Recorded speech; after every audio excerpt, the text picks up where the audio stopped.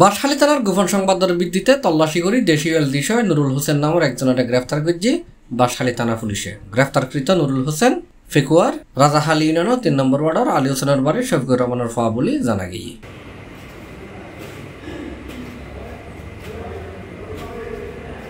জুনের 21 তারিখ শনিবার সন্ধ্যায় বাঁশখালী থানার অফিসার ইনচার্জ তোফাইল আমাদের তত্ত্বাবধানে বাঁশখালী থানার এসআই ফারুক এবং সঙ্গীয় ফুরসলে বাঁশখালী থানার ফুঁইছড়ি ইউনিয়নের দক্ষিণ ফুঁইছড়ি ফ্রুটখালী ব্রিজের দক্ষিণে জান্নাত এগ্রো ফার্মের সামনে ফাঁকা রাস্তার উত্তুন নুরুল ইসলাম নামের এই ব্যক্তির সন্দেহ লাগিলে তার বস্তা চেক করতে চাইলে এই দেশি অস্ত্র উদ্ধার হয়। পরে তারে গ্রেফতার করে থানা লয়ে এই পুলিশে।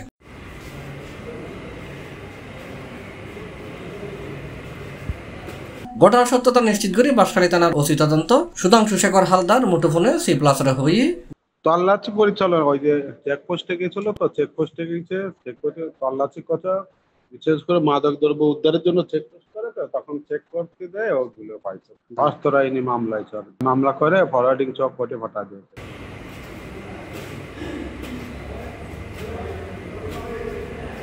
C+ চট্টগ্রাম।